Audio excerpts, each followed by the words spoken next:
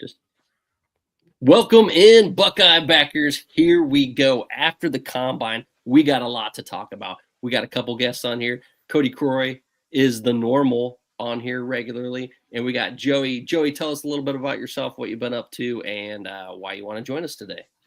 Hey, or guys. Why we invited you, I guess. I am an Ohio State alum. Very into recruiting for over a decade now. I saw a couple of my buddies get recruited to Ohio State, and I've been pretty hooked ever since.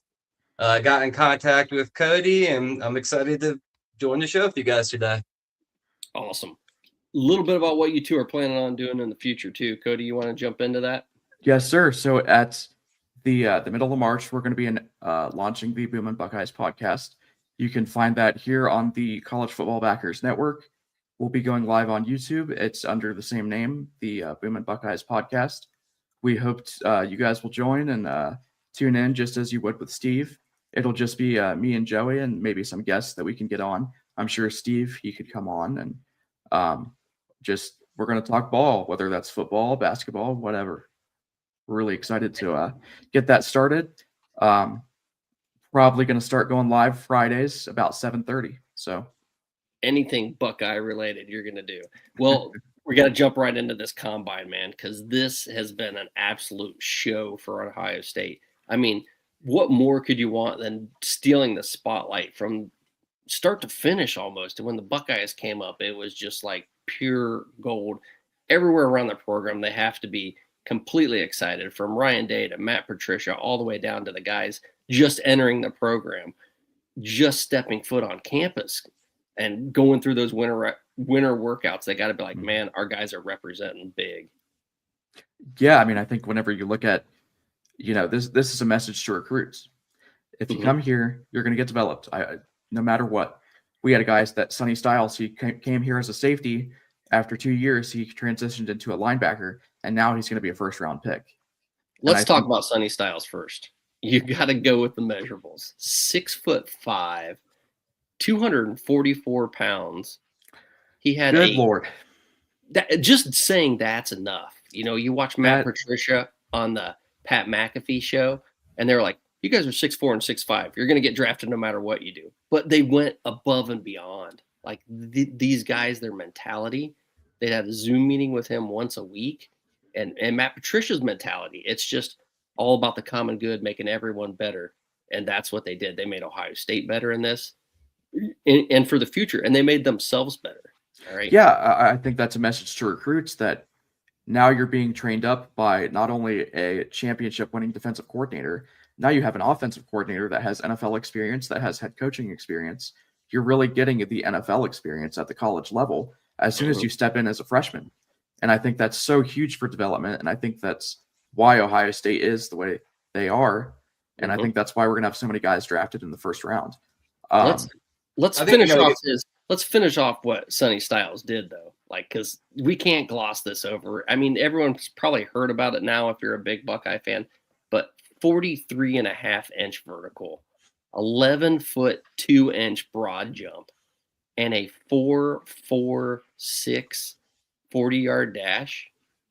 This is just insanity, dude. That is like, I think they called it on the broadcast a cyborg.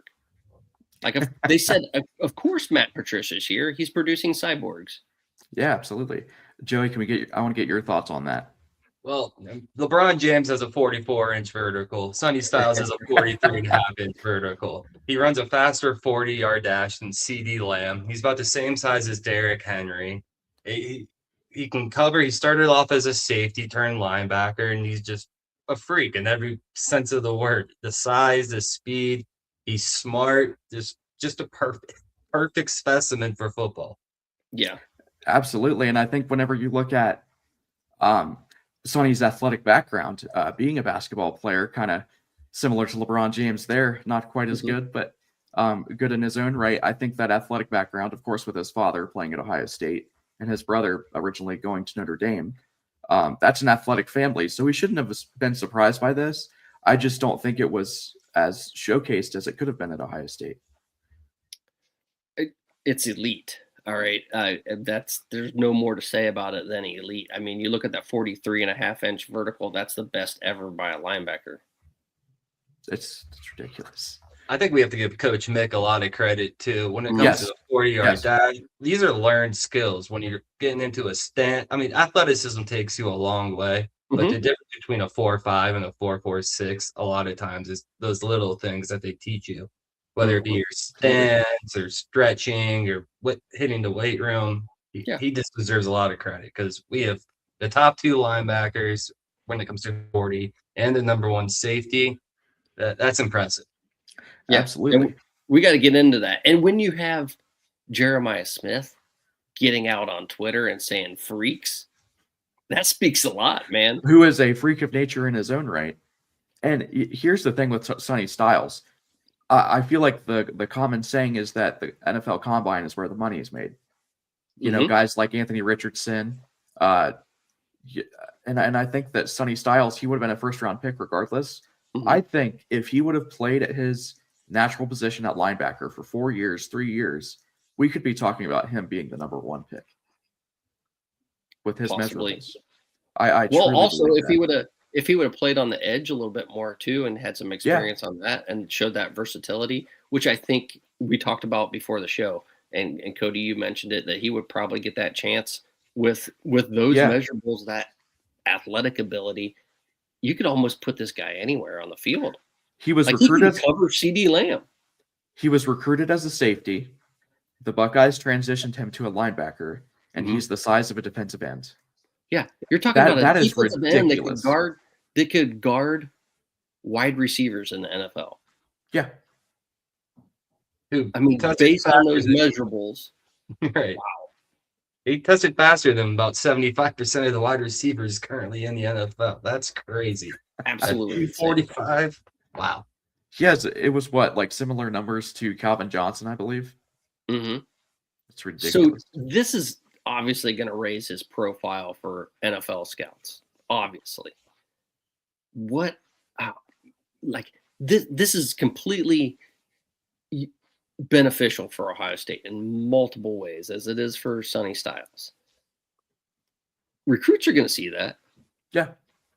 Ohio State is an absolute NFL factory now, with last year almost getting the record. I mean, they got pretty darn close, and a couple of guys probably should have been drafted that weren't, and they were free agents. But now this year, there's a possibility Ohio State gets 4 guys drafted in the top 10. I don't know that that's ever happened before. It hasn't. Nope. And I think that you really doubt that will ever happen again, especially with 3 of them on playing defense, and they're all sharing the field. They're sharing tackles, stats. Like, can you imagine on a lesser team some of the numbers these guys could have put? That's a good point. The fact that they're having to share stats and all of them are so impressive in their own right. That's a great point. And I think that, it speaks to how unselfish these guys are, that they were willing to play together and compete for something, even though they knew their full potential may not get unleashed. But now we're seeing it at the Combine. And it's only going to elevate the program. I mean, now this is it's cute for those teams that want to go out and pay a bunch of money in NIL, but you can pay money in NIL and get them a $40 million contract when they go ahead and graduate. Right. That talks. To everyone. And I think we need to have a conversation about James Laurinaitis.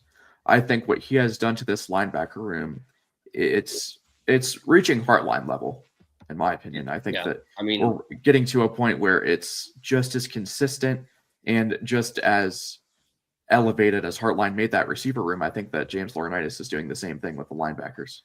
So you're saying in 5 years from 3 now, years. Give it 3 years. 3 years. You're going to be talking about Ohio State is LBU. Linebacker U again? LBU. I mean, is that going to fade from the wide receivers? I don't think that's going away anytime soon. Are we just going to be NFLU? You want to just call it NFLU? I think Riley Pettyjohn has potential to become another first rounder. Alker could potentially be a high draft pick. And we're losing a 6'4" linebacker from Glenville. And we're bringing in the number 1 linebacker, Sincere Jackson. 3.5 Glenville product and average. I think he had he had over 100 tackles his senior year. I don't remember the exact number, but it was insanity. Yeah, I mean, I think you have the chance to bring in. Well, you're going to get Alford, you're going to get Pettijohn, you're going to get Johnson, Sincere Johnson, you're going to get Peyton Pierce. I think all 4 of those guys are guys that could go to the NFL. Let's see what happens with Christian Allegro too. Yeah. Now, there's going to be some arguments about him. Can we claim him? You can have that argument all you want, but regardless, I think even if you leave him off, that's LBU potential. Let's talk about one other thing that we talked about a little bit before we got on. We had like a couple minutes to talk. Caleb Downs being 6 foot tall. He didn't do a lot of any of the other drills. He's going to save that for the pro day, but being 6 foot tall jumped off the screen to me. I didn't know he was 6 foot tall. It didn't seem like that. I've seen him up close and in person, and I didn't know for sure what his height was. I thought it was anywhere between 5'10" and 6 foot, but being 6 foot and having that legit measurement from the NFL, I think is huge. Yeah, I think with Caleb Downs, you're getting the full package. I think you're getting a guy that's smart, physical, and obviously now he has the size, as we know. There's a conversation to be had about safeties whenever it comes to the draft. They're the kind of guys that, if you're generational, usually you're the number 1 pick. But for safeties, you could be anywhere from the 8th pick to the 10th pick to the 15th pick. And I think that Caleb Downs is as generational as it gets. I compare him a lot to a guy like Kyle Hamilton, who was seen as generational coming out of Notre Dame, and he was selected with the 14th pick, I believe. So I don't agree with this idea that he's going to be some top 3 pick. That's just not heard of for a safety. That would be very unheard of. But he's a guy that has a lot of potential. He's going to make a lot of money in the NFL. Here's the differentiating factor. When you know everything and you can react like he does, that they call him coach. You up a level. When you're a coach on the field as a rookie, that's going to not only help you in training camp, but also help you with the guys in the room, in the locker room. They're going to respect that right away. When they see how much you put into it, how much you study tape, how much you already know, how much you've learned from having Matt Patricia there. He's had 3 different defensive coordinators. I mean, he's learned from a lot of different people. So whether that's good or bad, I think ending it with Matt Patricia ended up being amazing for him and amazing for everyone else on this defense. It's going to be remarkable what he's going to be able to do. You got to get in the right system for everyone, I think. But yeah, for sure. System is very important. In that possibly top 10 safety in the NFL draft is almost unheard of. That's historic. His ability to understand everybody's role on the defense. The amount of times we saw him grab someone by the back of the jersey and point him this way or that way. He just truly understood everyone's assignment, and you just don't see that often. Not at such a level that he was able to do. Yeah, field general. We need to use that term, field general. He's Coach Downs. He is Coach Downs. And I was impressed at 206 pounds. Whenever he's making a tackle, you don't see Caleb getting driven back or correct. He brings someone down at impact every time, and he only weighs 200 pounds, 206. That's very impressive, and it really just shows the form tackling, and it's a skill that you just don't see that often for someone that size. And just being right place, right time is another skill that he has, and that's an innate thing that you just have it. It's not something that you can learn necessarily. It's more of an instinct. You're able to read it quick. That's one of the things that I liked about Arvell Reese. If you look at his film too, is dude just knows how to get there. He knows how to blow through a line when he needs to. He knows how to make that move when he needs to. And man, we're going to be missing these guys on this defense for sure. Yeah, but I mean, hey, at a place like Ohio State, you're going to lose a lot of good players. You're going to bring in a lot of good players. I think that we've done a really good job at reloading. And I think that, it's going to hurt a little bit, but rest assured we'll be back. Joey, you're getting the call out here, man. Joey Bag of Donuts. There we go. I've heard that one before. Oh, yeah. And in Mix-a-Lot, he's like, the understanding comes from 3 different schemes over his college career. Got to be smart and to adapt. We kind of mentioned that already. But, yeah, Absolutely. And you might have said that before I even mentioned it. Who knows? But thanks for joining us in the locker room. We like to call our chat the locker room. So the more you put in there, the better. So keep bringing it, Mix-a-Lot. And for a Friday night, man, we haven't been doing Friday night shows. We did one other one. But with the Combine being here right now, we just had to get to this. And everything that Ohio State's done so far has been tremendous. I can't stop talking about how good they have done. We had Max Clare come in with his measurables. He's 6'4", 246 pounds. The thing with a defensive end like him was his production on the field. Is his production on the field as good as what he's going to be like in the NFL? Because I think you got to balance kind of what they did in college versus their measurables at the Combine and kind of come out with what's this guy going to be like. Who were we talking about here? You said Max Clare, and then you said. Oh, I'm sorry. I said Max Clare, and I gave you Max Clare's stat, but Caden Curry was who I was talking about. Let's go with Max Clare, 6'4", 246 pounds, and then drop everything I said about defensive end because obviously he's a tight end. Yeah. But pass catching ability at Purdue, we already saw that. What he did, yes. He developed his blocking style at Ohio State, and thank you, Cody, for putting me on the right track. I don't know where he sits in the draft. To me, if he would have came out last year, I think he probably had better prospects for going a little bit higher. But he's more well-rounded now, and what's the NFL going to see in that? I don't know. I was surprised he didn't come back, frankly. I thought we were going to get another year with him. Mm-hmm. I think it's mostly just the blocking. His route running was fine. He can hold on to the football. He just needs to put on a little bit more weight, maybe a little bit more muscle, because he did struggle with the blocking aspect of it and at times. But I thought he got better as the season went on. I would have loved to have him for another season. Yeah, I mean, I think that he's a guy that has shown his ability to pass catch in his time with Purdue. We didn't get the production that we had hoped out of him. And that's hard because you have guys like Jeremiah Smith, guys like Carnell Tate on the field at the same time. But I think he's a guy that if he did stay, it would have benefited him. And I think that he would have grown as a blocker. That being said, I could still see him going in the third, fourth round. Correct.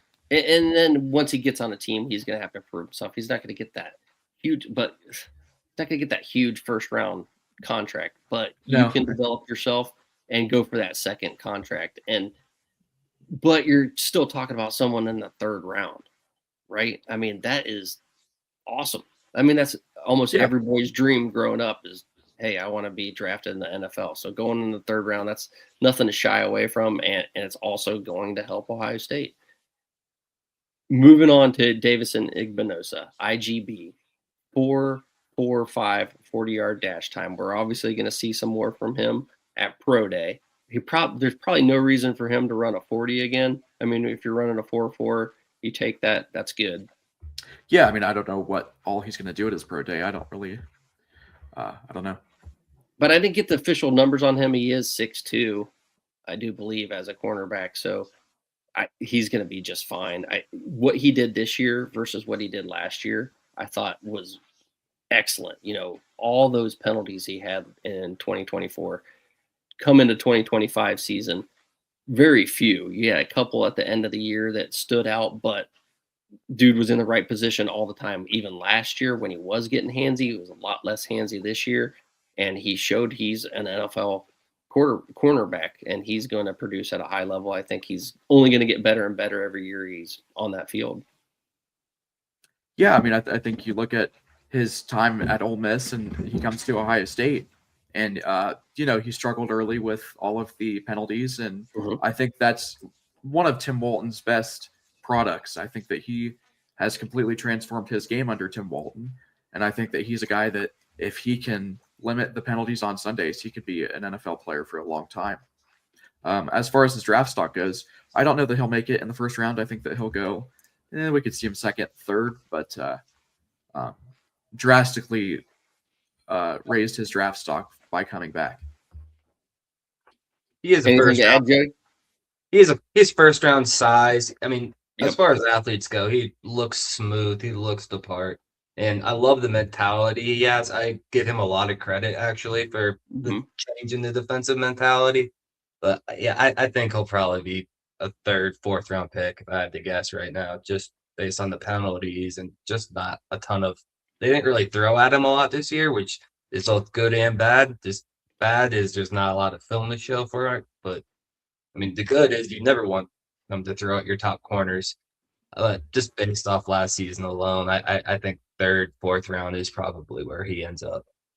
Yeah, I think that's definitely fair. I think that, you're going to look at this season, but you're also going to look at his previous seasons and say, okay, there are some red flags. Yes, he's obviously improved, but at the end of the day, he has a history of holding. He has a history of pass interference. And I think that, that might be a red flag to some coaches, but overall, he has tremendously improved. And I think that he deserves to be considered in the second, third round. So I think we got to go from there to start to talk about, we started to talk about Kayden Curry on accident. Let's talk about Kayden Curry. The production he had, like we said earlier on the field, was something that you got to weigh in versus what his measurables are going to be at the combine. He didn't run the 40 as far as I can remember. So that's something he's probably going to save and do at the pro day. That's something that we're going to want to see. We're going to want to see how fast, how explosive he is, particularly in that first, 10 yards. You want to see those splits on a defensive end. At least I would as an NFL GM or a scout in the NFL level. And you also want to see that circle drill, which he did do. And did you have the numbers on that, Cody? I don't actually. But that's one that you can compare him with some of the other DNs in the NFL draft this year. The production on the field's there. So Curry, not to cut you off, but Curry is listed. His combine measurements are 6'3", 257. Okay. So a little on the lighter side. 6'3", also maybe you could say is a little short for a defensive end too. But... Yeah, I mean, I think you want your defensive ends to be 6'4", 6'5", but not a huge deal. But his motor, I think that's what jumps off the screen at you. If you look at Kayden Curry and the way he just keeps playing, keeps coming after it, he has that tenacity about him that you love to see, that you wanted to see him on the field as a Buckeye. Like even last year, I was like, I wish he could get some more playing time. Obviously, he was behind two NFL draft picks in their own right. But it was fun to watch him play, and it was fun to watch him this year. I'm glad he got the production he did, and want to see him continue at the next level. Joey, you mentioned his comparable for you. What do you think about him? Who does he compare to a little bit? He reminds me a lot of Sam Hubbard with the motor.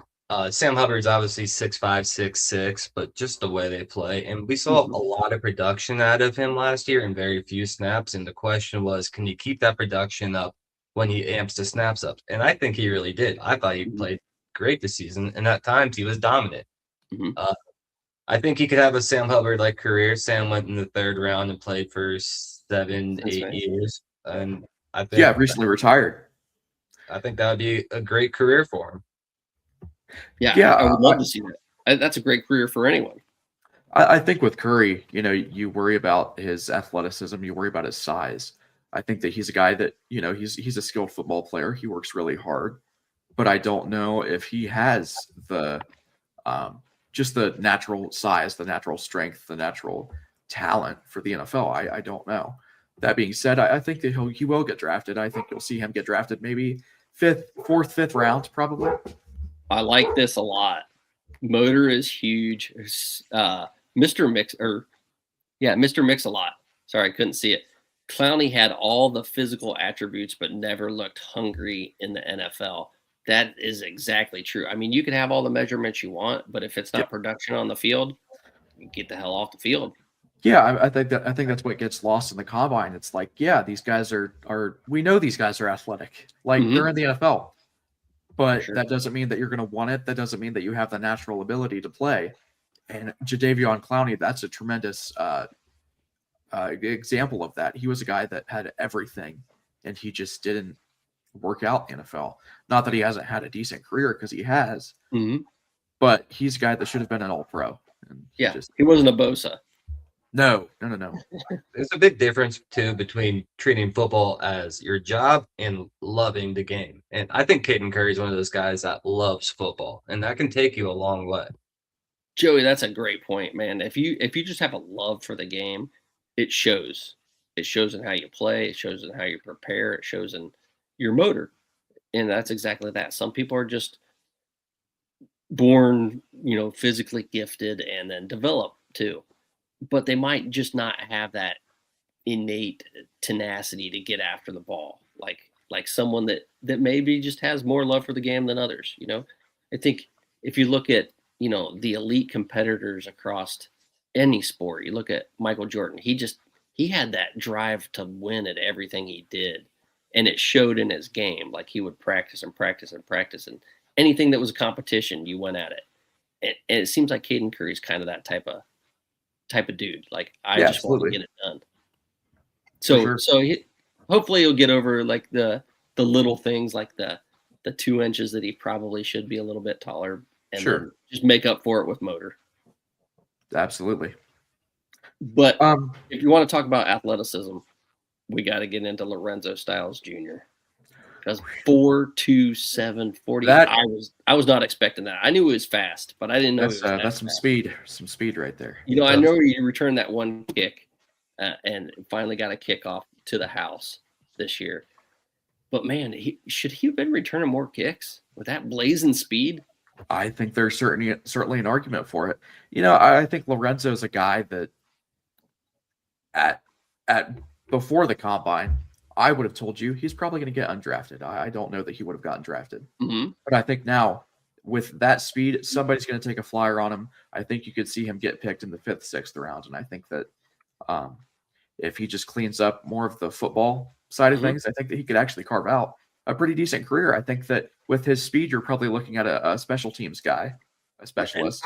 And you know what? I'm glad you mentioned that. I was going to go there because, like, worst case scenario, this guy's returning some kicks. Yeah. Like, you need to have him in the kick game at a 4.27 40. Man, that's blazing. Yeah, we could see him, carve out a Kevontae Turpin role with the Dallas Cowboys, where he's just returning kicks, and I think that would be a plenty good career for him. Yeah, and he beat Paris Campbell Jr., and then who was the other one that was just as fast as him that tied him? It was. Did you say Paris Campbell Jr.? Paris Campbell Jr. Denzel Ward? It wasn't Denzel Ward. It was, I didn't realize he was junior. I can't remember who it was. I think he was junior, Paris Campbell Jr. Yeah, I'm pretty sure. I don't know. That 4.27, not only was that the fastest out of all the safeties today, that was the fastest recorded time since 2003 from any safety. That's awesome. That is awesome. Mama Styles has got to be happy. Daddy Styles has got to be happy. I was like, what are they feeding these kids there, though, man? I know. I want to know what's in the food in the Styles household. I think that it's pretty awesome to see. I don't know if Lorenzo was offered by Ohio State coming out of high school, but he was. Okay, but he eventually was offered as a DB, and he wanted to test the waters as a wide receiver. Notre Dame offered that. He did. He played wide receiver his first year, and I believe that they wanted him to switch to DB, and then he made the transition back to Ohio State. Okay, I think that he's a guy that obviously named after his father who played at Ohio State, and I think that's a big name to fill. And I think that he came to Ohio State, he worked hard, and I think that he deserves to show what he can do in the NFL. Mm-hmm. Yeah, imagine running a 4.46 and not being the fastest one in your family. That's pretty crazy. I didn't even think about it like that. That's pretty wild. But some more fun, quick facts. Sonny Styles, first person since 2003 to be 6'5" to have a 43.5-inch vertical. That's the highest since 2003. And at 240 plus, that's the highest vertical since 2003 as well. So basically, no one has been that big in over 2 decades that can jump as high as he can. And I don't know. He's just something else. That's Curtis Samuel was the other one. That's what we call generational. We call that generational. Generational athleticism. I don't know why that just popped back in my head, but Curtis Samuel, Paris Campbell were the two that he topped. They had a 4.31, and those were the fastest for Ohio State ever at NFL Combine. Gotcha. Not no more. All right. Well, you want to transition to round ball a little bit? Transition where? To round ball? The hoops? Do we have to? I think we got to at least talk about it. I mean, we can make this one a short segment. No, I think it's good to talk about. I think it just seems so on par for this team to get us all excited, just like they have all season, only to go out and I think they blew it, man. I think it's over now. I don't think the NCAA tournament is in the cards for Ohio State. If they beat Purdue, maybe, but if you beat Purdue, here's the thing. If you win out the rest of the regular season and you go into the Big Ten tournament, maybe string together a couple of games, you might have a shot. The problem is you really blew it because you shouldn't have to be doing that. You should have taken your 14-2 lead and you should have ran with it and you should have won that game. I think that it's embarrassing that they lost that game. Mm-hmm. And as the losses pile up and the days go by, I think that Jake Diebler's seat is getting warmer. And I think that here in a couple of weeks, we're going to be talking about some candidates to replace him. Mika, go Bucks. Yeah, I do think that I think he's going to get another year. I don't know that there's any way that they go without continuing. I think he was a little bit hamstrung by the NIL and what they're doing on the football side and not giving it enough to the basketball. That hasn't helped. Sounds like the mind's made up because they're going to invest more in basketball from everything we've heard from Ross Bjork and even the president. Ted Carter has been talking about the funding just needs to be there for all the sports, really. I mean, Ohio State is one of the unique places in all of college sports to have 36 sports that they have to be able to fund. And how you do that in today's landscape is challenging. And to follow all of these rules correctly, as most teams don't, they're abiding by rules that are more or less imaginary. And I think that that's also handicapping them, as we know. It creates a unique challenge for the basketball team. And I think that we can't compare them to a Michigan because Michigan does have those resources and Dusty May has those resources. That being said, I don't see it with the on the X's and O's for Diebler. I think that he's a guy that struggles in that regard. But even then, if you put together enough talent and you surround him with enough money and resources, he could be successful. This is my thing. If you go out and you hire a coach without head coaching experience, you got to be able to pay the price. I mean, I agree. You got to wait. If you go buy cheap headphones and they break, you know what? You bought cheap headphones. You get what you pay for. And sometimes you just gotta wait the time. I mean, we can all remember back to when Jim Harbaugh was going to be fired at Michigan. Then he went on a run. You can all go back to Ryan Day when he was 0 for 4 against Michigan. Then he wins a national title, and we're like, oh, we were all stupid for calling for him to be fired. Things can change real quick. It's what have you done for me lately? If Diebler's able to finish this season strong and then next year make a good, solid push, win a couple games in the tournament next year, things will change. That tune will change real quick. Yeah, absolutely. I think that he's a guy that he's obviously got the players invested. They like Diebler a lot. And I think that, it's why he's been able to recruit so well. And it's why, we've gotten a couple of wins and strung together some hard fought victories. But I think at the end of the day, you got to see some more consistent production and you have to get the ball in the hands of your best players, not just Thornton, but also Royal and Tilly and all guys like that. And I think that when those guys are off, it's like we panic. Well, Joey, any thoughts on the basketball? There was just a lot of close games. North Carolina comes to mind where they just have to be able to find a way to win.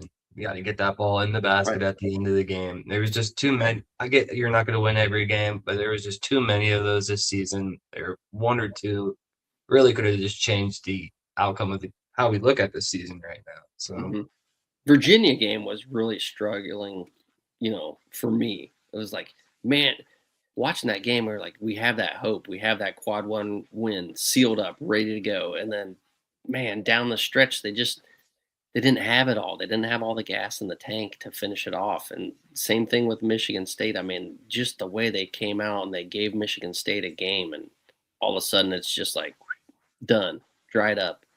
I think we're trying to get too much out of our starters, and we just don't have the bench to come in and give them a rest and stay in the game. Yeah, I mean, the bench production is something that's been discussed the entire season. I think whenever, you have guys like Gabe Cups, Ivan Yagovin, and, those guys are solid players in their own right, but I don't know if they have it. I don't know if they can command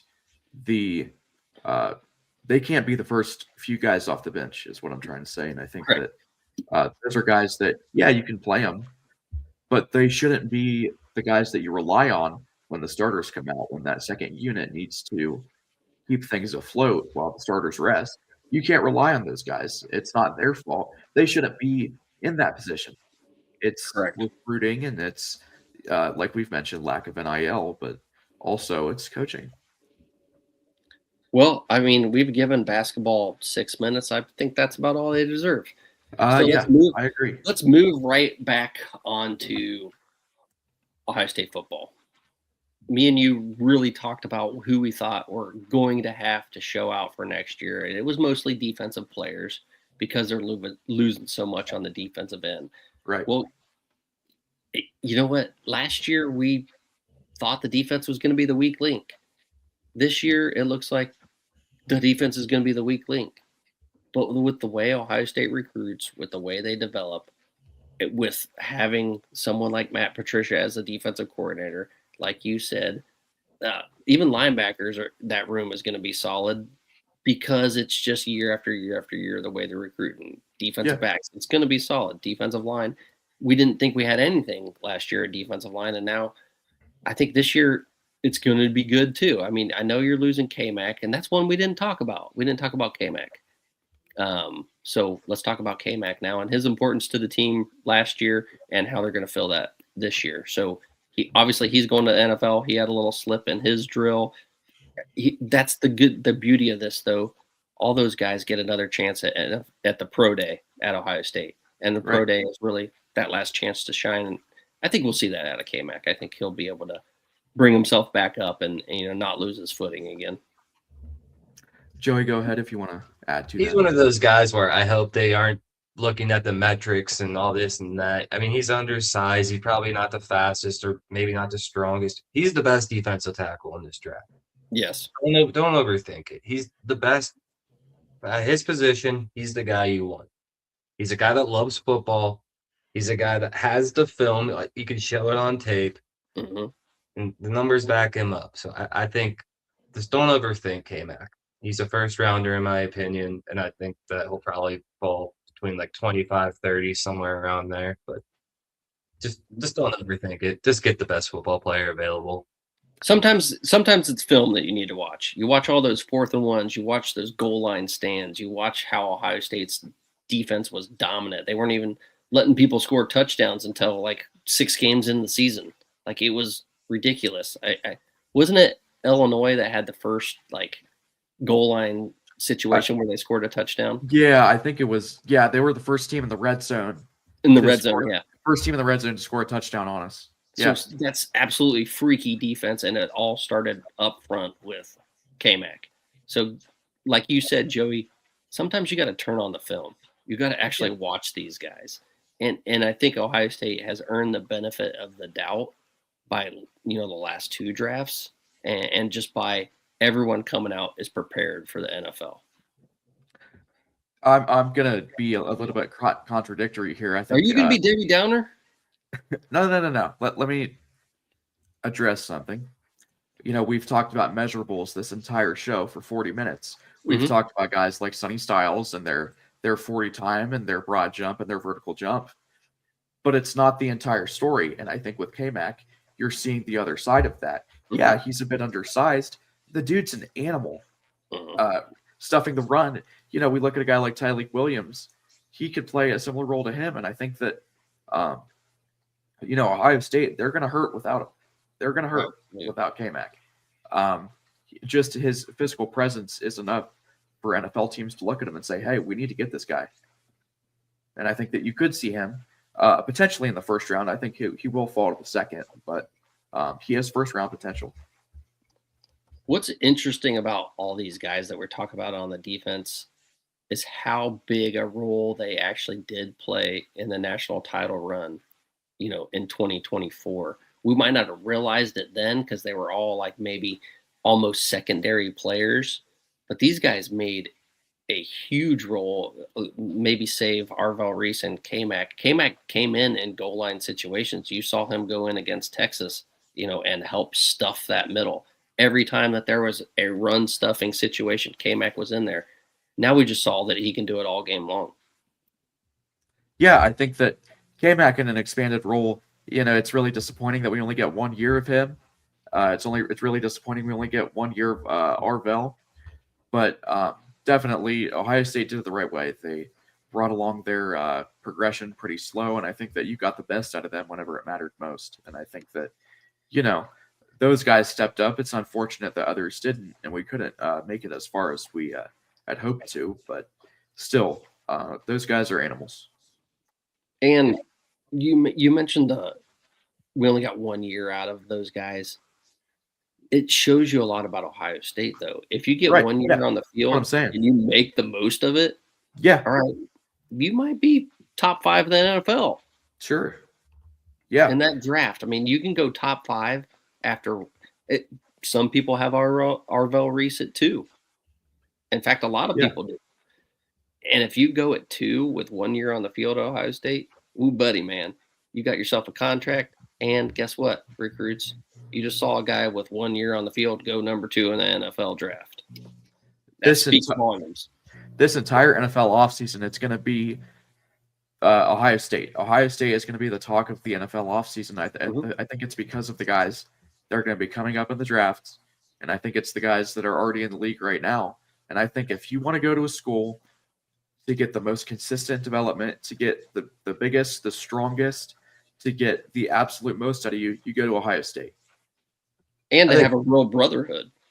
I mean, absolutely. There's multiple reasons to go there. I mean, you look at Matt Patricia now. He can show you rings. He can show you draft picks. He can show you anything that you want to see.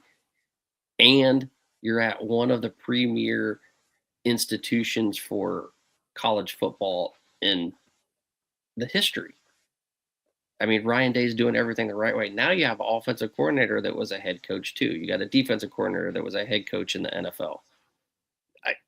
I don't know what else you could want. Yeah, I think it's been very fun to watch this combine because all year long we're hearing from other fans of teams about how overrated our players are. But now that they have a chance to draft one of these guys, they're all salivating. Like everyone wants an Ohio State player on their team. Yeah, absolutely. Great point. As a Browns fan, I'm a Cleveland Browns fan. I'm pretty happy with our Michigan selection. I'm just going to say that. I'm also a Browns fan, and I wasn't mad about it. When those guys declare for the drafts, their college doesn't matter anymore. I think that it's about the player. Oh, for sure. I mean, how are you going to make the team better?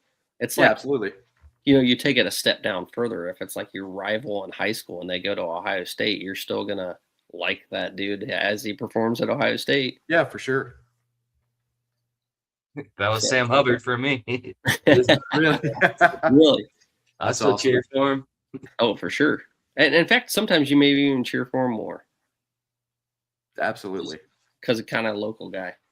All right. Well, I don't think that there's anything else to talk about. You did mention that it was Jerry Emmig's last day, and he is going to be leaving as the SID at Ohio State. So don't know that we know for sure who's going to be the replacement, but, he's had a long, illustrious career, and, some people blame him for the awards, but I don't believe that's his job description. I think it's more Ohio State's media department that needs to be in charge of that. And I think they started doing it pretty well at the end of the year last year when Saying had his opportunity.